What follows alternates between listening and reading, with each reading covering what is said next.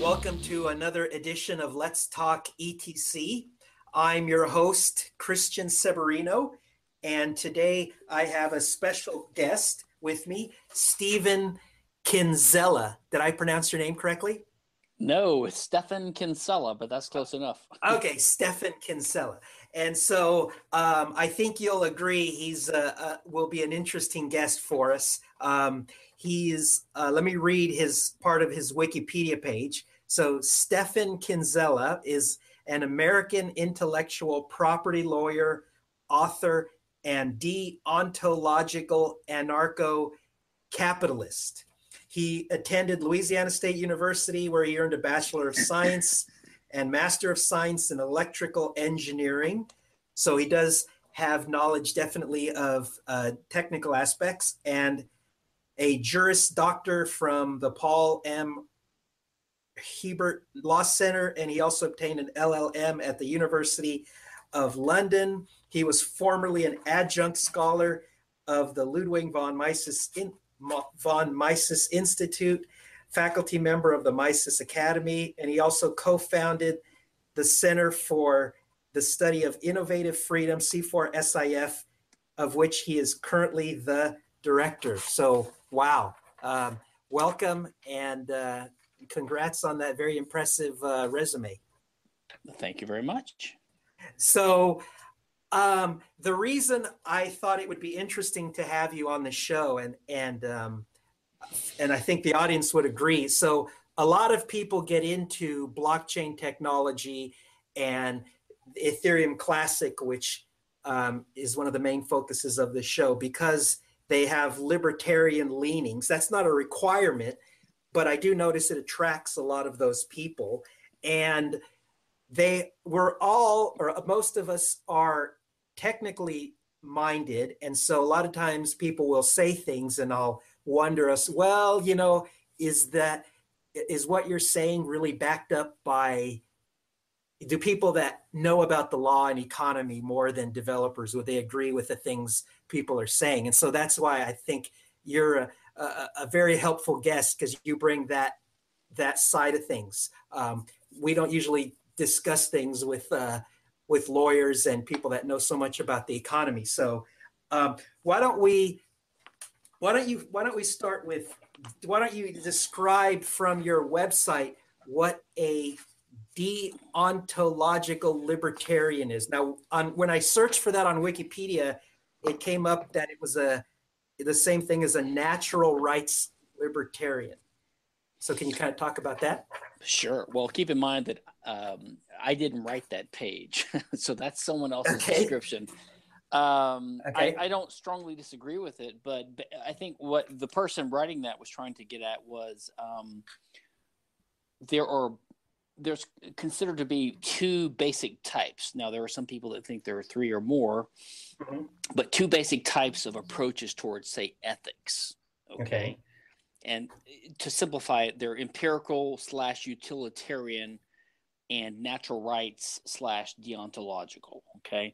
So the first would be kind of a consequentialist approach, which is basically we're in favor of rules in society and laws that lead to the greatest benefit for society in general, right? Okay, yeah. And that's sometimes called utilitarianism. It's an empirical approach that a lot of economists favor. Like they try to say, should we adjust the tax code this way? Should we have this kind of law?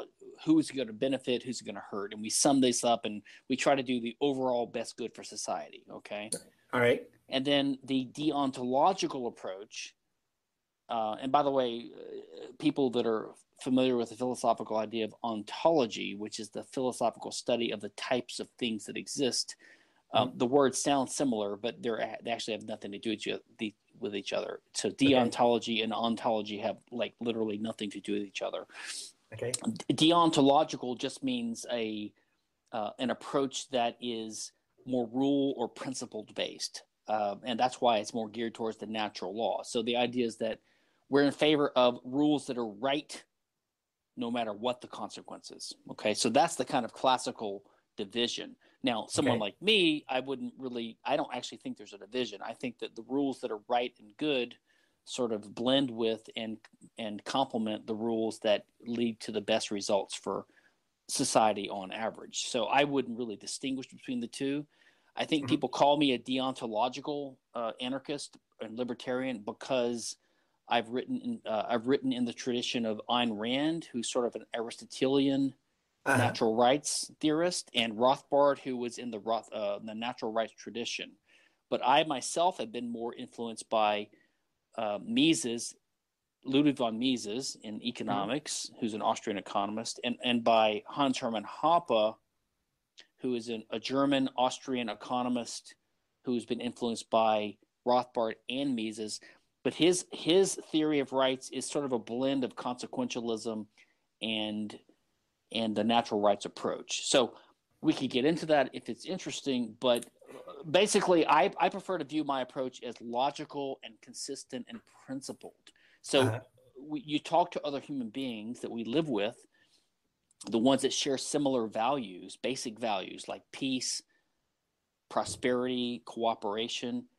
And we say, listen, if you apply the rules of economics and logic and consistency and honesty and evidence to these things, what would that lead you to conclude? So if we all are in favor of each other prospering and everyone doing better in life, and we have some awareness of the laws of economics, the basic laws of economics, then what kind of like laws would we be in favor of? What kind of legal policies would we be in favor of?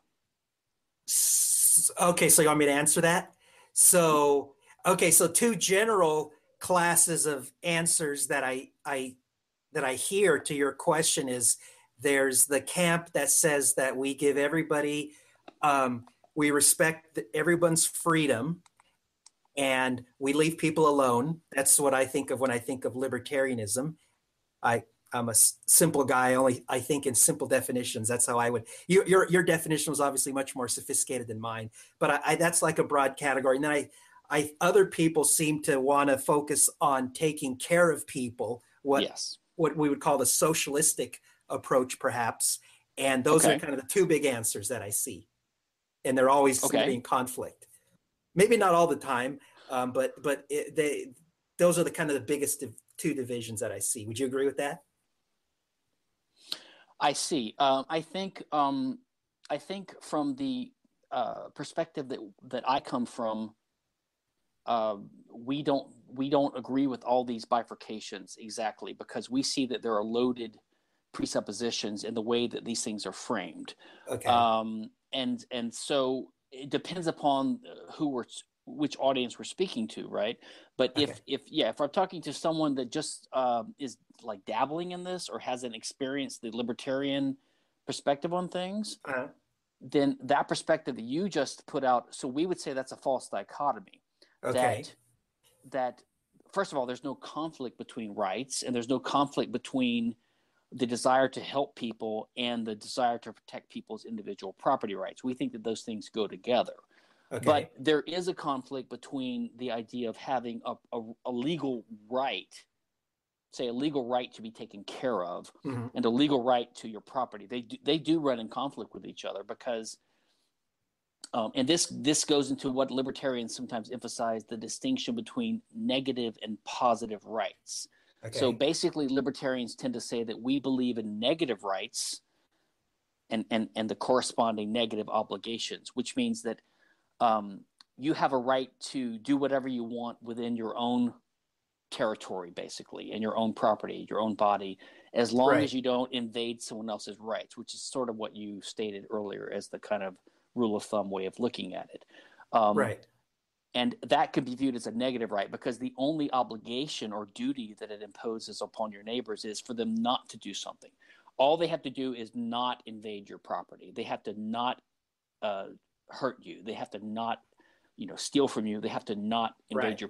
So the only burden you impose upon them is to just not do something, to refrain from doing something. I see. But if you believe in positive rights, which is the right to be educated, the right to a house, the right to food, right, these kinds of things, that requires that someone else has to have an obligation or a duty to provide you with it. So if you have a right to an income, that means other people have the obligation to give that to you. but that means that you have a right to their property. Right. So there's always a conflict between the right that you have to your property and other people's rights to try to get a piece of it. Okay. In terms of positive right. welfare rights. Okay. So if I understood you correctly, you two of the points that you made were that you don't like these some of these words that get bandied about because they come with baggage, and so Yes. we want to. You sound like you're obviously very precise on the language that you use, which Yes. is good. And then also you said that the conflict between the two major camps comes whether we're obligated to do something or simply have a right to be protected from doing something. But that it's the duty. If we whether how much duty we have is the difference. Would that be a correct way to summarize it? Well, or it's the type of duty. Is it the duty or the obligation to refrain from doing something, or is it the duty to provide someone with something, right? So it's easy to just mind your own business and stay within the borders of your own property. And if you want to cross the boundaries of someone else's property, basically, and use their property, you need to get their permission. You can't do it without their consent. Right. So all you have to do is refrain from crossing their property borders without their permission. And if you think of it in the most basic case of human bodies, right? Human bodies are a type of scarce resource. And the basic libertarian axiom would be self-ownership. So every person owns their body, okay? Right. Which means the opposite of slavery, because slavery means someone gets to own someone else's body. Or in the case of, say, sexual relations, can a man have sex with that woman's body? Whose decision is it? Is it the woman's decision or is it the man's decision? Right. And so the locus of control has to be with the actor himself that controls that body. And then libertarianism is just an extension of that basic idea, the idea that we are self-owners, that we own our own bodies, that slavery is impermissible, extending that to other things in the world that we control and use as extensions of ourselves. So basically, people have a natural intuitive opposition to slavery. They have a natural intuitive belief in self-ownership, by and large.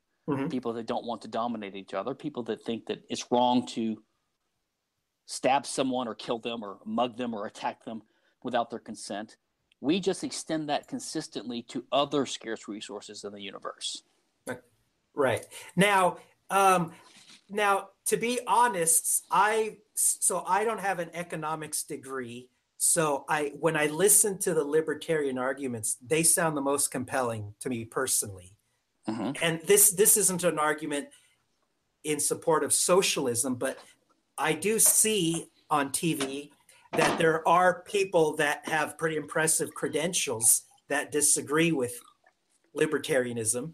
And so you would think that they would know better if indeed they're wrong.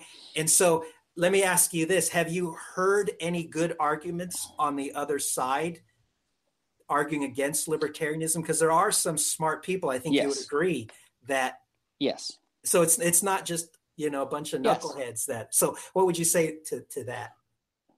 Well, so I believe there are some positions that there are really no good arguments against. So, for example, the drug war or intellectual property, for example, which are two of my libertarian positions. So I believe that all patent and copyright law should be abolished, and the drug war is completely illegitimate. And so is, say, conscription, the draft for war. I don't think there are really any good arguments for that. But for the state itself, for like a minimal state that does some functions instead of an anarchist position, which is what I hold, yes, I think there are some honest arguments for that, and there are some decent arguments for that. I think they're flawed, but I don't think they're crazy. So, for example, you could argue that if we live in a world as we do today, where there are states like China and Russia and other states, if the U.S. were to become anarchist, what would happen if China were to threaten us with nuclear annihilation? What would happen to this anarchist regime? Maybe they couldn't defend themselves. That's a difficulty that anarchist theory has to grapple with, and there are other arguments like that. So I don't deny that there are some honest disagreements about the basics. But the farther you get away from a minimal state, say the argument that Robert Nozick argued for, like instead of having anarchy, we should have a minimal state or an ultra minimal state, or what some libertarians call the night watchman state. The farther you get away from that, and the more you get into the modern democratic welfare state, which has broader and broader powers and unlimited taxing power, the right to conscript people for war, the right to throw people in jail for smoking marijuana. The farther you get away from the core functions that you could argue for as a public function, the more indefensible those arguments become, I believe. Okay, that makes sense. Now, I'm glad you brought up the term, I think you said anarchist or anarcho-capitalist, because that was... Yes. Yeah. So there are different types of anarchists, and I'm an anarcho-capitalist or an anarcho-libertarian. Now, I printed that Wikipedia page. So let me just, for the benefit of the listeners, let me say what the Wikipedia page said, because I've heard this term and I really want to make sure to get it right. And then you tell me if you agree or if you want to add to it. So anarcho-capitalist advocates the elimination of the state in favor of self-ownership, private property, and free markets. And they believe that in the absence of law by centralized decrees and legislation, that society tends to contractually self-regulate and civilize through the discipline of a free market. And what surprised me the most, or what was shocking to me, was that they believe that courts of law will be operated privately. So yes. And then they talked about the history. Murray Rothbard was the first person to use the term. But the question that came to my mind, which I'd love you to elaborate on, is if the free market sets up a court system and somebody says, well, I don't care what you say, I'm still going to do what I want anyway. How do you, who has that final authority to, so can you kind of elaborate on that kind of confusion that some people might have? Absolutely. And to be honest, I do a lot of interviews, and I kind of didn't realize I was doing, I didn't realize this was not a libertarian show, which is fine with me. This is actually kind of a pleasure. So, but I have to reorientate. Let me just maybe explain a couple of basics just to make sure the people listening, because if you were shocked by the private courts idea, I mean, I just dropped a while ago the idea of private, the idea of having no military and things like that. Well, I mean, I'm open to ideas. I just never heard that before. So. Right. But right. So let me explain explain the territory is this. Okay. You had these old. The history is vast. Okay. Brian Doherty's book about the origins of libertarianism is good, but basically you had the old right. You had the old liberals. You had all these strains of politics from the last 200-300 years. Okay. I'd say in the 50s and 60s, Ayn Rand and Milton Friedman and these radical free market types emerged, and they sort of allied to some degree with the conservatives for various tactical reasons, and they're seen as allied with them now. But in a way, they're very leftist and very progressive because they're very pro-civil liberties, anti-drug war, anti-war, things like this. So they're really not categorized into the left-right spectrum. They don't fit that so nicely. They don't fit in those categories too well, right? Right. So we've come up with our own spectrum, which you could look up the Nolan chart. David Nolan, one of the early libertarians, came up with a two-dimensional chart, which has two axes. One axis is personal freedom, and one axis is economic freedom. And libertarians believe in the maximum amount of both. Okay.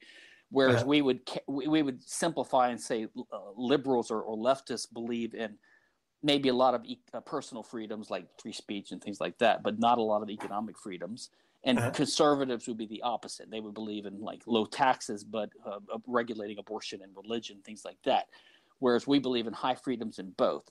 And the original guys sort of harked back to the original founding fathers of the U.S., and they view the original founding Constitution, that era, as more proto-libertarian because it was kind of a more minimalist government. They can only regulate a little bit. Right. And these guys are what we now call minarchists, which means they believe in a very minimal state or a night watchman state. But there's emerged a more radical strain of anarchists who believe in like the government should not just be minimal, but zero, or the state. I should say the state, not the government, because we distinguish between those two. Okay.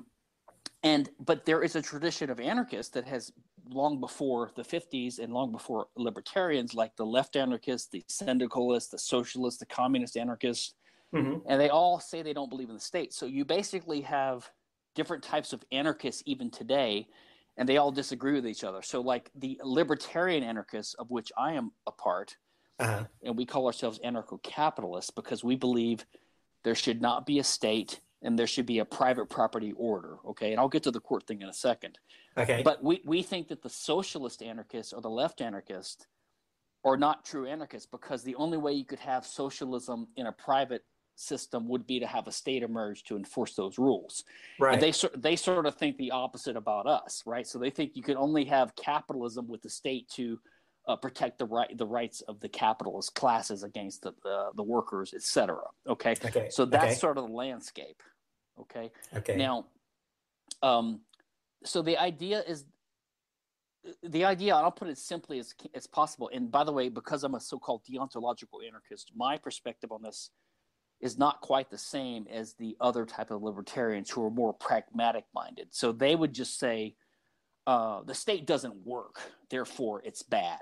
Okay. So, and I kind of agree with that, but my view is more principled. And I would say that we have certain rights as human beings. We have a right to private property. You have a right to do whatever you want with your body and with the things that you homestead or acquire by contract peacefully without hurting anyone. And anything you want to do within that sphere is fine, as long as you don't invade the equal rights of other people. That's basically the core idea of anarcho-libertarians, okay? Right. And if you have that framework, then you basically oppose what we call aggression. And aggression means the use of someone else's property, including their body, without their consent, okay? Right. Basically it means hitting someone or walking on their property without their permission. Right. Okay, so we basically favor peace and voluntarism and consent. And if you have that basic principle, then you apply it consistently, then as Bastiat, the great French thinker who wrote the law in the 1850s, as he explained, just because if something is impermissible for one person to do, it doesn't become permissible when a larger number of people vote in favor of it. So if it's wrong for me to come confiscate property, right? If it's wrong for me to steal from you, it's still wrong if 100 of my neighbors get together and we pass a law saying we can steal from you and give it to the poor, which is like welfare. Right. So we think that you can't make something right just by majority vote, okay? And therefore, the state, by its nature, has to tax, which means take property by theft from people, and it has to outlaw competing agencies, okay? So it has to be the monopolistic provider of law and justice and force in a given community. And those two things combined, and actually either one of them implies the other, but that's far afield. But those two things are both acts of aggression. They're basically acts of violence against innocent people who have done nothing wrong. And as libertarians, we say it's wrong. So we say the state is inherently aggressive and criminal. That's why we're anarchists, because we think the state is illegitimate. Okay. Now, then the practical issue is people say, well, what would society look like if we abolish the state, right? Exactly. You're right. How are you going to protect from invasion and yes, bad actors? Okay, yeah. And the pragmatic and consequentialist-minded libertarians, they sort of start from that area. They say that, well, we would be better off if the government provided, if the private companies provided the roads and education instead of the government, and so therefore we should favor it. But from my point of view, it's the other way around. We say it's wrong for the government to take money from me to build a road. It's wrong for the government to steal my house to make a road. It's wrong for the government to force my kid to go to school. It's wrong for the government to tax me and to pay for public education. So that's the more deontological approach. It's a principled approach. It's like it's just wrong. And then the question would be secondary to us of, well, then what would society look like in the absence of that? And from our point of view, this question would be similar to the abolition question of slavery during the antebellum South, where if you said, we have to abolish slavery not because it's inefficient, right? Not because it's an inefficient use of resources. We have to abolish slavery because it's wrong, because you're violating the rights of black slaves. Right. And if you said, I am in favor of abolition of slavery because it is a violation of human rights, it's wrong. And if someone said in opposition, but who would pick the cotton? Okay, you see, so to us, that wouldn't be that wouldn't be a good a argument. Valid argument. Yes, yes. If they said who would pick the cotton, if it's a genuine question, we can ask. We can say, okay, well, we can look into that. We can say, well, maybe. But if you ask the question rhetorically into the abolition of slavery, if you say, like, basically, listen, I know you want to abolish slavery, but I don't understand who would pick the cotton, and we have to have the cotton picked, and the slaves are picking it now. And so therefore, until you prove to me that the cotton will be picked as well and as efficiently after slavery than as before, until that point in time, we're not going to abolish it. The burden of proof is on you. All right. You see, we don't think that way. We think that the burden of proof is on them to justify slavery, and of course they can't. And then if the question is, okay, we have to abolish slavery, and who's going to pick the cotton? I don't know. We have to wait and see and figure it out. We're okay with that answer. So that's the first kind of response. Now, of course, common sense will tell you who would pick the cotton. It would be you pay some labor, you invent machines or whatever.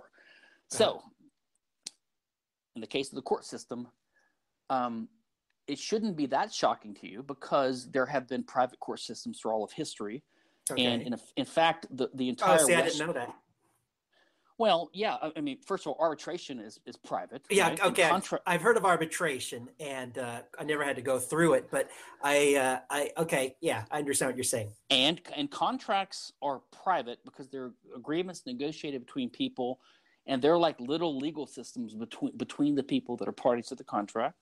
Mm-hmm. And not only that, the entire Western legal system that we're used to now, the private law that we rely upon, was developed in two great legal systems in the world. One was the Roman law. Okay. And from say minus some 500 BC to 500 AD, roughly that 1,000-year period. And the other was the English common law, which started maybe 700-800 years later for about 1,000 years too, until today. And they were both basically decentralized systems. They were not completely private, but they were not controlled by legislation and governments as we think of today. They basically they resulted from two human beings who had a dispute, and they needed this dispute resolved, and they knew that fighting each other would result in social ostracism or penalties. And so they had an incentive to go to some arbitrator who would decide the case, a judge basically. Okay. And they put their dispute before them, and the judge tried to find the just result or the right result, and looked at precedent and tradition and expectations of the parties, and natural law and common sense, and made a decision and made an award. You get to own this, not you, whatever. And over time, these principles developed into the body of private law that we still rely upon today, right? Private contract law, property law, tort law, things like that. So the idea is that this is what would happen in a private law society. And let me mention one more thing, and then and that is that even in today's society, we have roughly 200 governments in the world. So in a sense, we have anarchy right now between countries. Now they do have treaties between each other, but that's analogous to private contracts. Okay. But there's no overlord government that makes all the countries abide by the treaties. And we have transnational commerce. You'll have a French company doing business with a Belgian company or whatever. Right. And the contracts happen to be enforced. They find a way to do it through contract and through arbitration and through cooperation between the government's legal systems. So it's clearly possible to have anarchy in a sense. And one more thing, there's a great article from the early Journal of Libertarian Studies by Alfred Kuzan, who is not a libertarian, but it's a great article. It's called How Do We Ever Really Get Out of Anarchy? And he points out that within a government, within a state, there's no overlord enforcer that makes them comply with the rules of the government itself. So even within a government, you have a type of anarchy because, like, say, the U.S. government, You Okay. have the Supreme Court issue a verdict, and Richard Nixon complies with it. He steps down because the Supreme Court said you have to turn over the tapes. Okay. Right? There's no pistols being pointed at him. There's just an interlocking series of understandings and social traditions and agreements that result in a web of law that binds the people within the government itself. I mean, you see this playing out right now with all these the things with Trump and the Mueller and the Democrats. They're all playing this dance, but they're abiding by a certain set of rules that they respect. Okay. Not that these rules are valid or just or natural, but that it's possible to have a set of rules that do bind actors within a system. And we think that that's possible within society at large. We just think that they should be just instead of arbitrary and based upon force. Okay. Now, let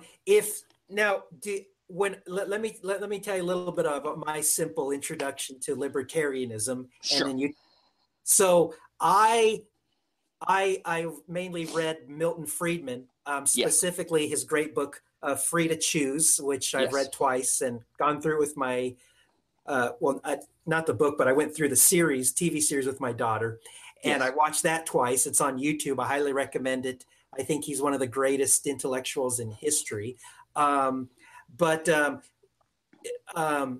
Would you say that is a good starting point for somebody that kind of wants to jump into and learn more about this whole discussion? Because he, to me, seems like one of the most amazing teachers I've ever heard. I think he was great. In my personal sort of pantheon or list of works, I think his book "Capitalism and Freedom" is really the pinnacle of what he wrote in terms of libertarianism. "Free to Choose" is really good too. Now, he is more of a consequentialist and minarchist libertarian, but yes, he's fantastic. And up there along with him would be Henry Hazlitt in his book, Economics in One Lesson. I think if you read one of the Milton Friedman books, Free to Choose, or the series, or his Capitalism, Freedom, and Henry Hazlitt, Economics in One Lesson, and the very short book by Frederick Bastiat that I mentioned earlier called The Law, which is from like 1850 or something. Those three things will give you a very solid foundation, mostly in consistency and economic thinking, right? And based upon kind of some simple principles of justice. But yes, I totally agree with you. Milton Friedman is great. He's not quite an anarchist, but he's great. Okay, now I'm going to put you on the spot because I didn't have an answer to my own question that I thought of after I saw the Free to Choose series, which was, wow, this guy's arguments are so amazing. You could almost see somebody believing, everything he says. So then it occurred to me that I should probably see the flip side. And then I was trying to think, is there some communist Marxian economist that maybe did a YouTube series as well that is equally articulate to just kind of get a balanced viewpoint? Or the other side. So can you I couldn't think of anybody that was the equal of Milton Friedman on the other opposing side. Can you think of somebody just to? No, I hate these kind of questions. I mean, I don't blame you for asking, but the problem is if you don't have an answer, it sounds like you're not being objective. But I'm like well known to be I'm a patent lawyer, okay, and I'm against the patent system. And I do lots of talks and debates, and I'll get asked all the time, "Hey, Kinsella, I'd like to do a debate instead of an interview. Could you recommend to me the top 2 or 3 people on the other side?" Okay. And unfortunately, I think there are like literally no good arguments for IP. So I'm always stumbling. I'm not trying to sandbag it. I just can't find anyone. And on the question you asked, as I said earlier, I think there are some respectable arguments for some kind of minimal state and some kinds of interventions, not an intrusive state. But if you want to go, say, communism or totalitarianism, say against some form of Western liberalism, some form of minimal or a limited state that we have now, I think there are just no good arguments because just the empirical evidence alone, there's hundreds of millions of people killed and just impoverishment, in the last century alone by communism and forms of socialism. And I just don't. I mean, I think that in 1991, or 90, when communism fell, they basically lost their argument in an empirical sense. Now, in a more moderate form, like if you argue for the welfare state. Yeah, let's do that. I think that probably the best arguments would be something like, say, Francis Fukuyama. Okay. I don't know if you've heard of him, but he had this provocative article which turned into a book in I think around 1991. Is it The End of History? Yes, The End of History and The Last Man. Okay. And they sort of argue that it's sort of a neoliberal view that modern liberal democracy is the ultimate pinnacle of humanism. And you have to have a balance between the desires of the masses, but you have to have capitalism in some form as the engine that provides growth and prosperity. But then you have to have a state that redistributes it to it a bit. So I would say, and then John Rawls, of course, is the famous political philosopher. And I'm blanking on the name of his book. We had a famous book in 1970 or something. I think it's called A Theory of Justice. Uh-huh. And that's the book that Robert Nozick, the famous libertarian philosopher, argued against in his book Anarchy, State, and Utopia.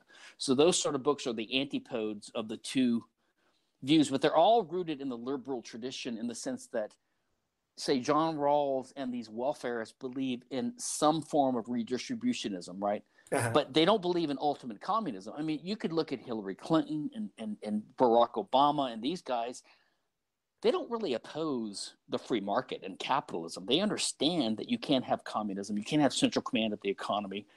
They may go a little bit too far, but they understand that the essential essence of the Western liberal system is commerce, trade, private property rights, free markets. They just think it has to be heavily regulated by other values. So right. the way I would pitch it is that, like a libertarian like me, I think that you should not commit aggression against someone. You shouldn't steal from them. You shouldn't invade their body without their permission. I wouldn't say it's an absolute, but it's basically my principle. I think it's just wrong. Right. Whereas if you put it that way to the typical social democratic type thinking person, which is what most people are nowadays, they would say, well, I think that aggression is wrong, but there are other values, and we have to balance and weigh and juggle these things against each other, right? So, like, equality is also important, and some kids starving in Africa being given food is also important. Right. I think that a lot of those concerns would disappear if they had a better understanding of economics. Like if they understood the incentive systems that governments have to come with. Mm-hmm. And basically the whole field of public choice economics, which explains why a lot of the grand schemes and projects that these idealistic utopian progressive dreamers want to accomplish, they just cannot be accomplished, because once you set a program in motion, it has its own inertia, and the people inside that program want to benefit themselves, right? Right. Well, see, now you see, that's okay. So just if I can try to reiterate some of what you said. So you believe in what you believe because you think it's right, but towards the end of your comment, you were also saying that not only do I believe it's right, but it also provides the most benefit. Yes, and that's why I said earlier, I don't think there's a conflict between consequentialism and between deontological or principled approaches. I think they dovetail together. But yes. Yeah. Okay. So in the last part of our show, why don't we move into the talking a little bit about blockchains and like Bitcoin. So a lot of people involved with this technology, I think, have visions that it's going to help promote a lot of the political and economic viewpoints that you share. And a lot of people don't know if the government's going to eventually just figure out a way to kill it, and that's going to be the end of it. But yes. What's your experience with this technology, and kind of what are your thoughts on these little vigilante little activists? Well, first of all, I'll say that. So I'm of the Austrian, which is Austrian economics, which is like a hard money, pro gold, anti-Federal Reserve, anti-inflationary money tradition. and libertarian and suspicious of the government controlling money and the Fed. And so just from that point of view, there's aspects of just any kind of private money that attracts us, right? And there are some Austrians who think that Bitcoin is impossible because they think that money has to arise from a physical commodity.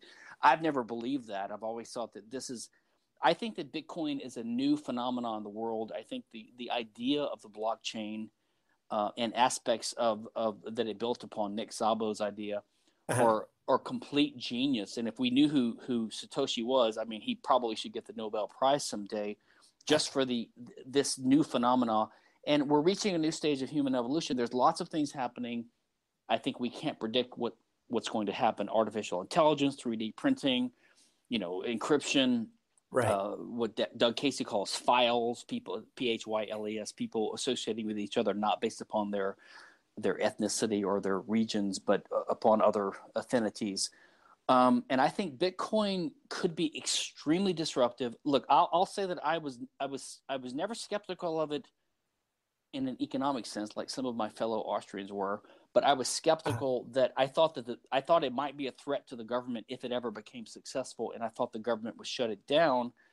I actually lost a bet against one of my friends in 2013 about that. And I learned my lesson. I paid him $100 in Bitcoin, which is now worth about $50,000. Okay. So I lost the $50,000 bet. Wow. But I wised up and I bought some in 2014. And so now I'm just watching what happens.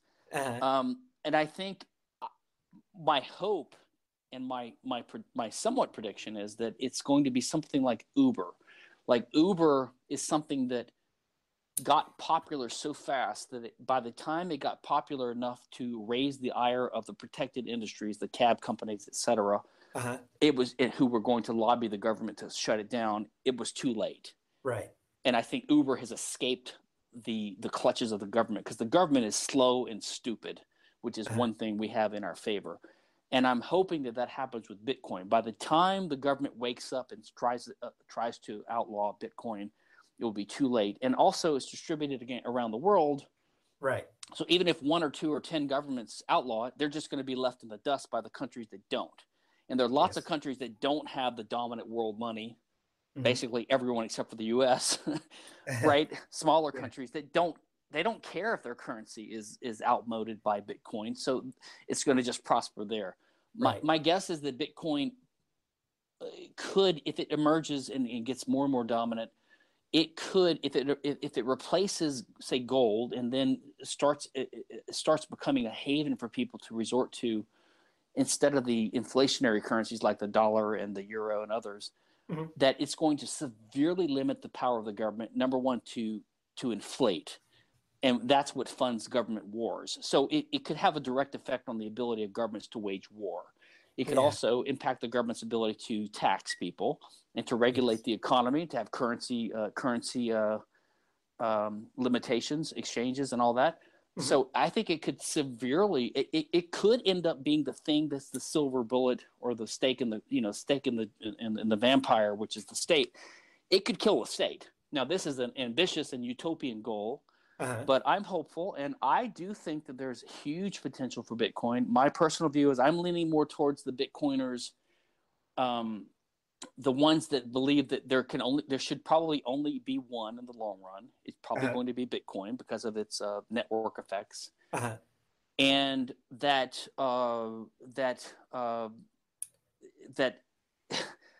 I think it's going very, very high in the future, or I'm hoping that it will. So that's kind of my thoughts on Bitcoin. Although I admit that I'm an amateur and an outside observer. That's good. No, that's really good.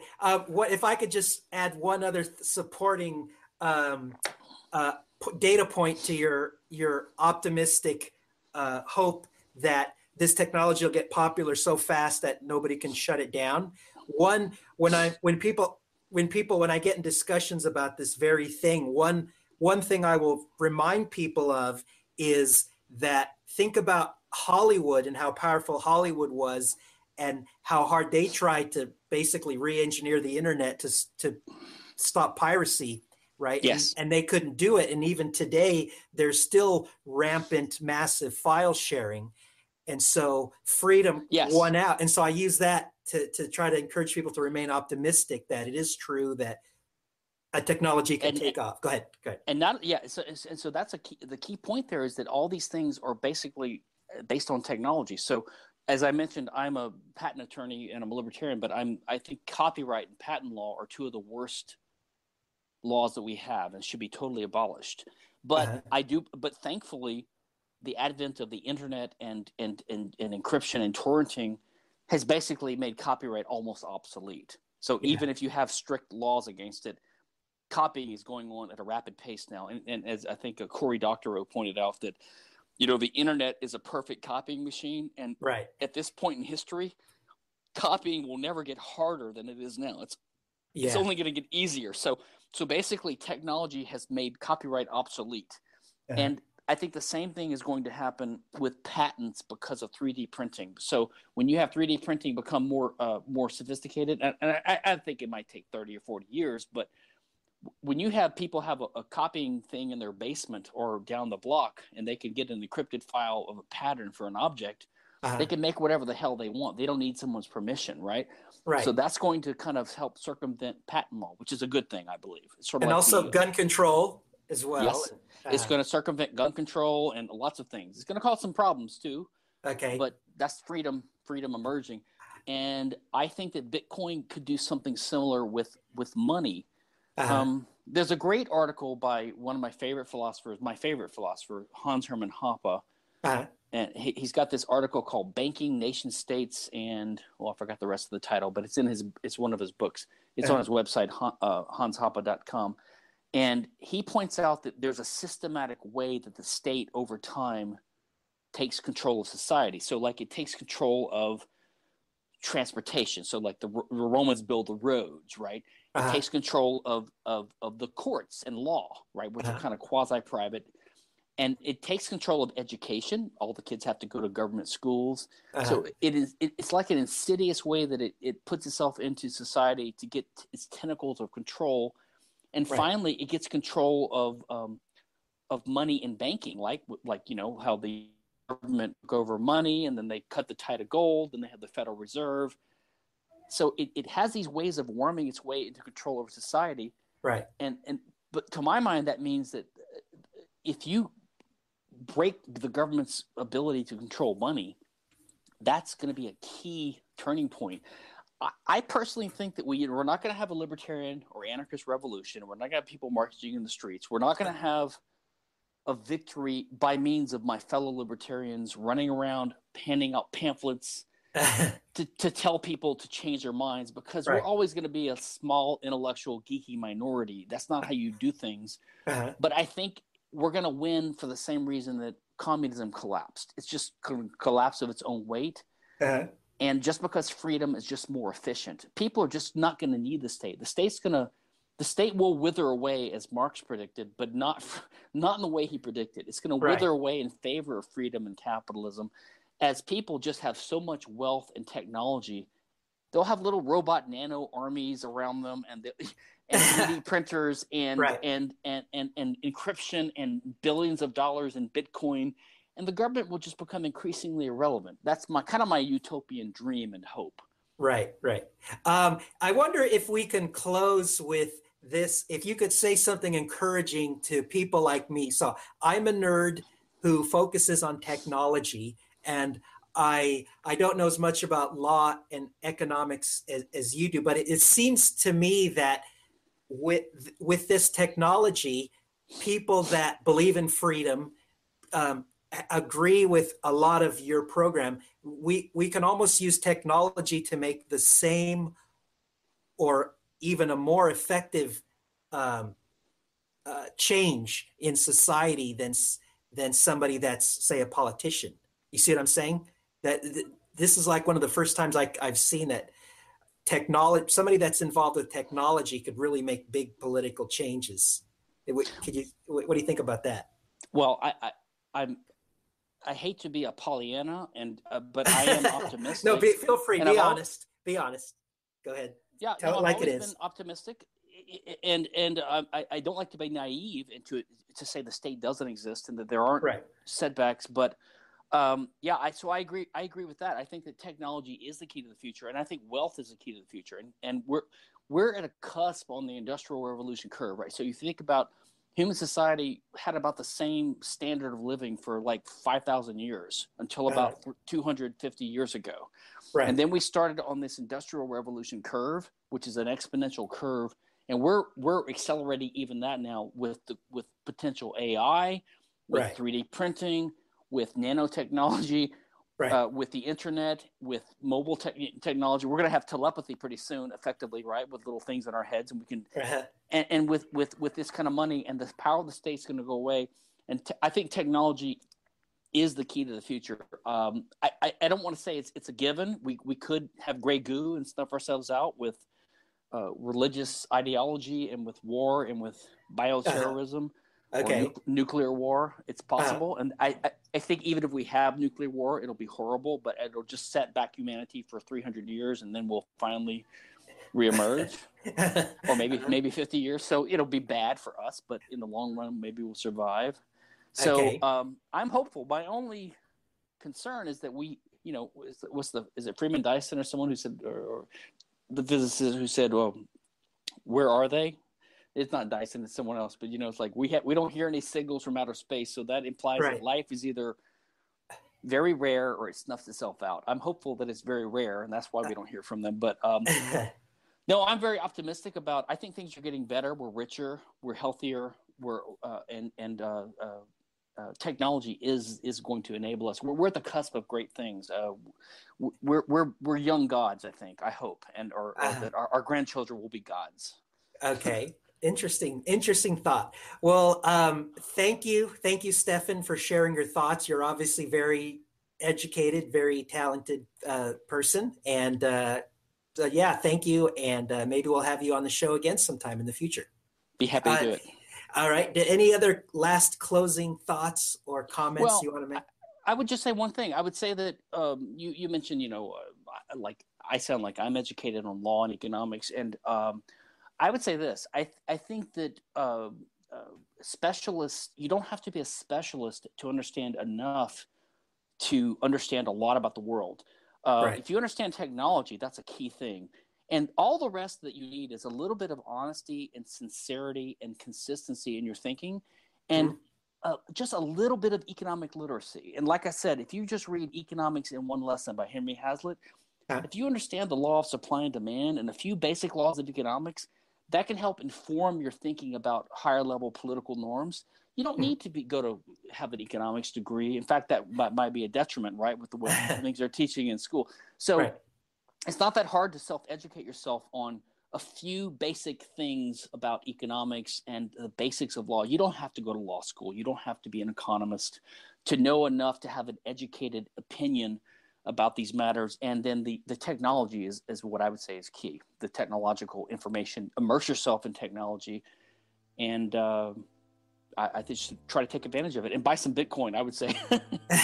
Yes. All right. And with that, why don't we go ahead and we'll stop there. So thank you again, and best wishes to you this holiday season. You too. All right. Bye. Bye.